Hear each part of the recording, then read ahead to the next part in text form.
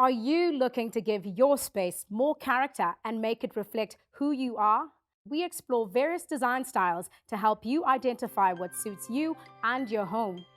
First, we have our design makers of the day, Siyanda and Sakhile of Pate Arts and Crafts, who will take us through the design process behind their upcycled wooden furniture. And next, we chat to Michael Harrison of Head Interiors as he helps us identify and understand what visually makes up some of the most popular interior design styles. Then Andrew Mackenzie shows us the meaning of eclectic as he redecorates a lounge space and then a bedroom with what he calls a modern country twist.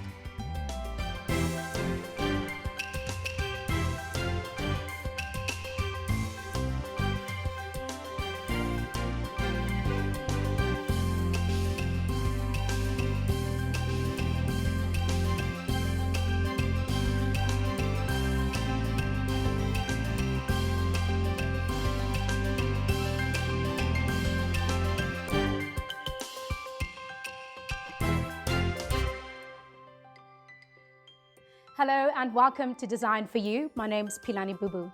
Today on the show, we explore various interior design styles and help you identify what best suits you.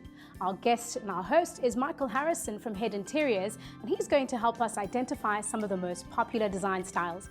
But first, our design makers for today are Sakhile and Siyanda of Pate Arts and Crafts, and they're going to unpack the visionary term Afrofuturism, which inspires their upcycled wooden furniture. Take a look. There's a saying, one man's trash is another man's treasure. Reclaimed wood is all the rage when it comes to transforming a contemporary living space. Breathing life into old wooden pieces is a great way to give your interiors a personalized feel, and emerging talents Siyanda and Sakhile are in the loop, creating pieces that are not only unique, but eco-friendly too. Pate Arts and Crafts started in 2014. I was actually always drawn to the idea of working with my hands. So in 2014, I was like, okay, cool, let me try it out. So I met a couple of guys who manufactured furniture, and then I started doing some work with them and never looked back since. We're involved in both processes. When I create work, I consult with Sia, and Sia creates work. So it helps both of us grow in our different fields, but using it in one way and taking out one product. Every piece is unique on its own. You know, some come from just discussions we have. I mean, the Lambo stools came from a discussion about Lamborghinis, hence they're called the Lambo stool. And after Sia created them, they look like two Lamborghinis parked next to each other. So basically, the bomber chair is just an expression. We try and always create expressive work where it comes from emotion and how you feel. So basically, how I felt at the time was that I wanted to create something that was beautiful, something that spoke about Africa, but also spoke about the Africa in the future. So design, the shapes, you know, it's a very futuristic piece, and at the same time, it says a lot about Africa. We want to almost become African storytellers through our works. So we want every piece to almost tell a story, and we incorporate a theme called Afrofuturism immensely in our work, which is almost imagining Africa in the future. We work a lot with wood, and most of it is upcycle wood. At least 80% of it, we believe in upcycling. Upcycling is very, very important to us. So basically, it's wood and steel that we work a lot with. We recently built a kitchen in Maboneng, but being us, we want to make something extraordinary. So a normal island, we made it 5 times the size. So the whole kitchen is just the island. It's us exploring new ways also, and it goes back to the personalized space. Yeah. We can have our own furniture, but customs is also a big component of what we do. When we say how people receive our work, we'll have one piece like the Mboma. When someone comes across it, it's like, this is amazing, I love it, but I don't know what I'm really gonna do with it. I don't know how I'm going to treat it. Will I just keep it there as a sculptural piece? That's why a huge component of it is us trying to create living spaces. Because we saw it's not about just us creating the whole one product. It's us understanding the whole living space and how our products will work in a living space. People really love how you can like take a palette and make it look so beautiful, clean it up, and boom, you have a chair, or boom, you have an outdoor patio set with cushions. And part or a big element in creating is to create from gut and feeling. Connected with the piece, and you're working with your hands and how you feel right now. And I think that's a really great element to always keep in the work we do.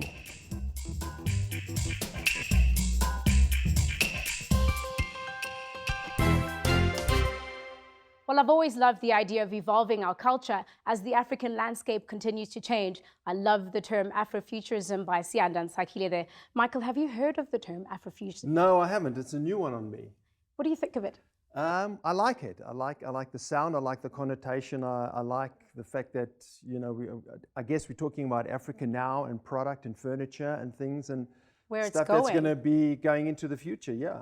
Well, if you've just joined us, we're chatting to Michael Harrison, who's the co-founder of Head Interiors, a company that's been in existence for the last 20 years with great heritage, and they too continue to evolve with time.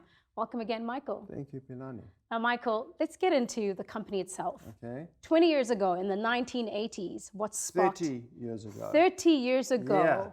What sparked the idea of starting an interior design company?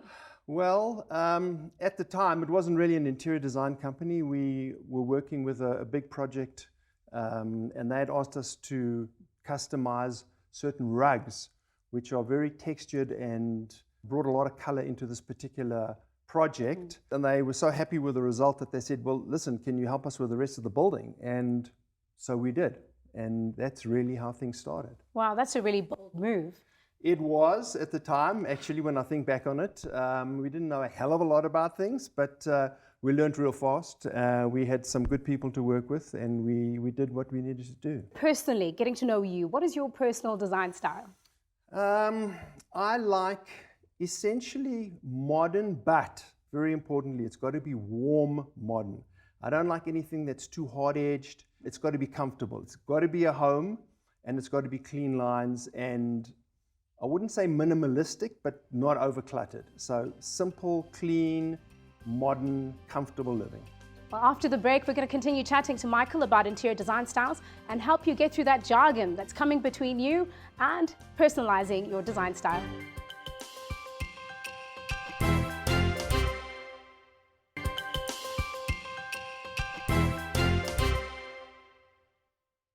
Welcome back. We're chatting to Michael Harrison of Head Interiors, who's hosting us in this glorious showroom. He's got 30 years in this industry, a veteran really, and I can't wait for him to break down some of the most popular design styles. Let's get into it. Okay. Today we want to take people back to the basics, just defining some of those fundamental design styles. Right. Where do they start? What are they? Okay, well, you know, there's contemporary, which is probably fairly broad spread. There's modern, there's traditional, and there are a few in between. But I think probably the best thing for me to do is just kind of take you around and give you some ideas of exactly what that means. That's a great idea. Okay, let's do that. So this is a particularly good setting, which is an example of what I was discussing with you a little bit earlier. For example, there's that side coffee table, which is what I would call loosely defined as modern, sort of post-Second World War modern. And these two chairs that are in front of us here, leather upholstered chrome. So these are essentially very current, contemporary furniture. So this is a mix of contemporary, modern, and in the middle what we've got here is something that, you know, in the old days people used to travel with big leather suitcases. And so these are essentially trunks. But we've just given them a little bit of a twist and we're using them as coffee tables. So this really encompasses quite a wide range of styles and periods. And what I really like about it is that if you combine it well, it just hangs together and can look like this. You mentioned modern Yes. and contemporary. Yes. Can you just define those words a little further for us? Okay, well, loosely speaking, modern is essentially a period that came in post the Second World War. And there's quite a lot of that around. Now, unfortunately, more reproduction than what used to come out at that period because it's now at least 50 or 60 years old. But it was fairly simple, well-designed furniture that combined metal, leather, by some very well-known, iconic designers at that period. And contemporary is stuff that we're sort of living with now over the last, let's say, decade or two could be referred to as contemporary. And you can get stuff that is very clean lined, a lot of like bright shiny metal like this, leather. That is essentially what contemporary is. And traditional styles? Traditional is more, as the word implies, it's a little bit older. It probably involves more timber, more inlays, more velvets, a little bit more lush in its way, a slightly older period than modern or contemporary. So blogs always mention a lot of these terms. Yes. We usually see shabby chic or Victorian. Can we plug those into modern, contemporary, and traditional? Well, they don't exactly plug into those because, you know, they sort of styles on their own. And kind of shabby chic is just a kind of mixture of things that happened, colorful, bright, more casual sort of living, rustic being more raw timbers, hard edged, stronger, kind of hard materials and ways of manufacturing. Breaking it down to the real practicalities. Most people walk into a store and the retailers suggest what they should be doing. Mm-hmm. How can we help the viewer? Mm-hmm. How do they build out of that the right colors and the right patterns? So let's start with modern. What does that generally look like? Okay, I think modern is great because it implies comfort, clean lines, and non-clutter. So it's not totally minimalistic. It is comfortable. What colors should they be looking out for? Look, how about the colors you like? I love this. No, serious. Yes. I mean, you know, because as it happens, green is the color of the year this year. It's a Pantone color of the year. And I mean, green, you know, we all know about green.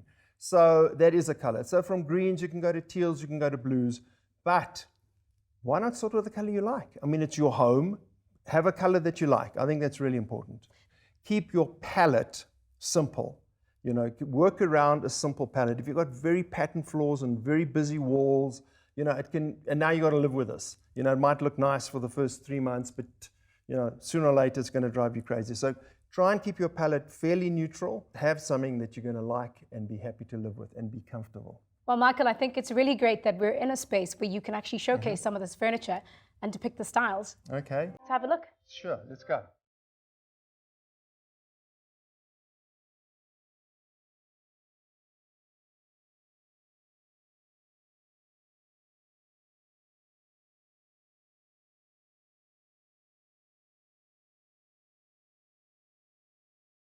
Michael, every week we have a viewer who sends us a photo and asks us for advice around their space.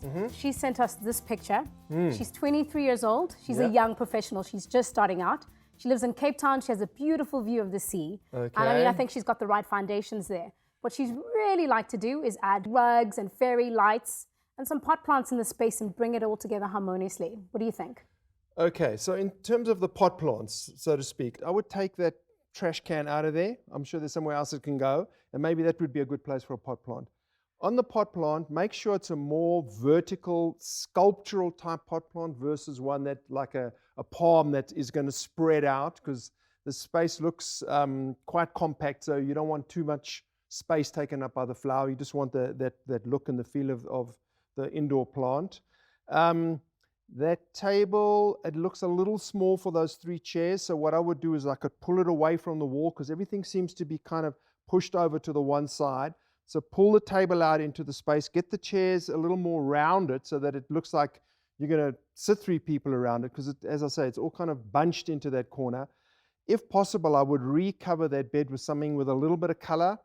I'd lose some of those cushions. I'd have rather less and slightly bigger ones, possibly again to bring in more color. And as and when she can, I think it's a beautiful, nice big wall. You could go for some kind of artwork, maybe woven something, textured something, a bit of color on the wall. Doesn't necessarily have to be expensive. Hanging of some kind, I think would be great. Thank you for that, Michael. I'm going to repeat you. Okay. And Tamani, do take the legendary advice. This is Michael Harrison after all. Just make it personal. Add a bit of color and write back to us and let us know how it goes. And for those of you looking for advice around your space, please do mail us at info@thehomechannel.co.za. After the break, we chat to Andrew Mackenzie of Andrew Mackenzie Interiors as he redecorates 2 spaces in 2 different styles.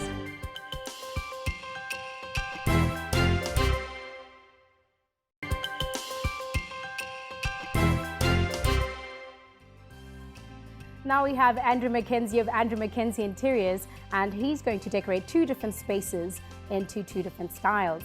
He gives a bedroom a modern country twist and redecorates a lounge space into what he calls eclectic.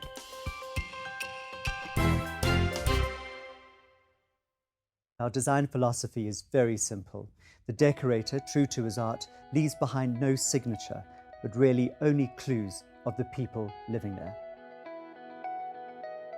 I personally like an eclectic style, a mix of everything.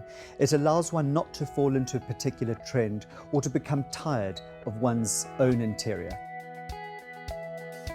The wonderful thing about eclectic style is the mixture of. Obviously, there's important observations or rules one needs to follow, like scale and proportion, color, tone, and texture. But it's a lovely idea to mix different cultural elements, whether it's from various parts of Africa, mixing it with parts of Asia and Europe. And these contrasting styles always add interest, conversation, and naturally can never get bored with it. But I would probably follow 2 basic rules: scale and proportion, as I said before, and just keep your tones maybe to a neutral tone with splashes of color. Today, we're going to be redecorating a bedroom space and an interior lounge space and teaching you various tips on how to achieve this and, of course, remaining price conscious. Well, welcome to our bedroom, and as you can probably see from around me, we have a rather lovely bedroom, certainly good bones to work with. I've suggested that we keep the basics, the bed, the basic linen, etc. In terms of look, I would probably suggest, based on the architecture of the bed, which has a slight French or country feel, that we're going to give it a modern country twist. So without having to change the bed, we're going to work with what we've got, but also maybe jazz it up a little bit, not go too old-fashioned, and of course add those modern accessories. Just by dressing that with the basic accessories, one can immediately see a quick change. Well, as you can see, we've started dressing the bed, which I call layering. And by layering your bed, you're starting to give interest. And here I found a very inexpensive, just from the market, a hand-woven throw, which I'm going to just add to my layering, giving you that introduction and splash of color, and of course a little bit of that contemporary look. Moving up to the head of the bed, I'm starting off having popped out to my local department store ready-made scatters. I've decided on bringing in a soft French blue and of course adding geometrics with your stripes, nothing wrong with that. And with 3 ready-made scatter cushions from your local, you've got your bed dressed looking $1 million hotel style.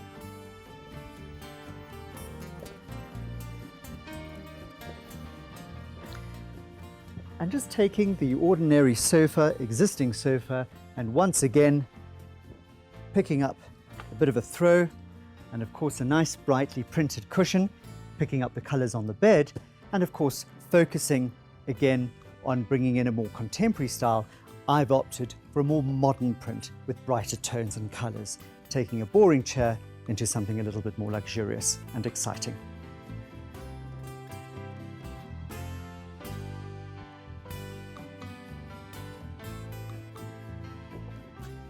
And now we're dressing up the sides of the beds, which definitely could have done with a bit of personality. And of course, just simply going out to your florist and picking up a bunch of lavender, picking up the tones, of course, you've instantly got yourself an interesting side table and of course, your country theme.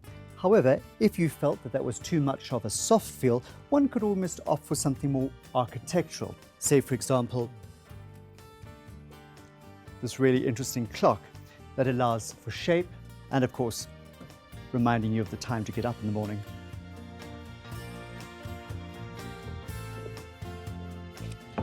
Balance and symmetry is always so important in creating a calming effect. And of course, one of the great tips of the trade. So in this case, I've added in my second pot plant, some old-fashioned reading books with this accessory, and of course, We've now layered our bedside tables, and I think we've achieved our $1 million homely effect.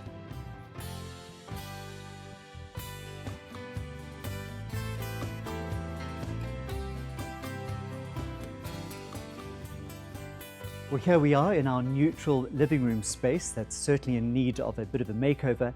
And of course, what I've decided to do is take this neutral space and give it an eclectic style, a look that I find really enjoyable and certainly timeless. We're going to start off with our sofa here, on our existing sofa, certainly an item that can be quite costly for some. This particular sofa is a leather, and I find that it's very neutral and can go a long way. A tip I would probably consider is invest in a good sofa. Your accessories, even down to your rugs, we can probably get away with on a budget, but a good sofa goes a long way.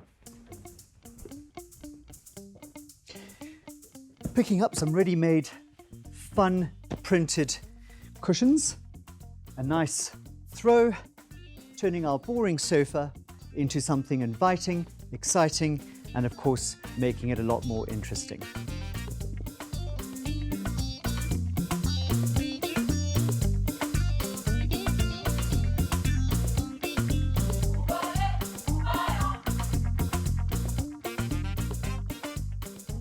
Just one tip, always remember levels. Levels always create a sense of interest. And of course, keeping going with our eclectic theme, mixing different objects. Who says that we can't mix porcelain, metal, and linen? Moving on to our table. Tables can be quite boring, and I think this is a wonderful opportunity to create what we designers call a tablescape, putting interesting objects together, creating a scene of interest. I love tablescapes, and I tell you why, especially if you're battling for extra seating, one can always build on.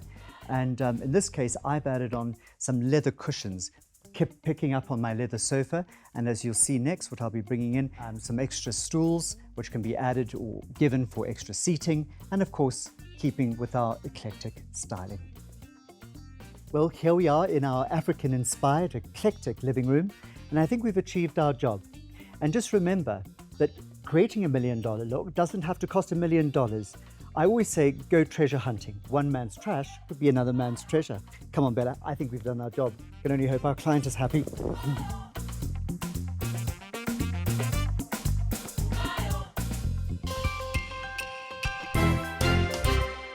I really love what Andrew did with the lounge space there, him pulling together a whole lot of existing items and all of them being of different styles and just making it really work together harmoniously, which is really talks to what you've been saying. It's just bring it all in. Do you have one final piece of advice before we close? Don't be scared to ask, and don't be scared to say you don't like. You know, I know some people have said to me they've had bad experiences, they've spoken to people, and they've kind of been almost obliged or forced into something. Nonsense. As I've said, it's your home, it's got to work for you. Thank you very much for giving us your advice and bringing us into this beautiful space. My pleasure. Thank you. From me, Pilani Bubu, your host, this is Design for You. Catch us again next time.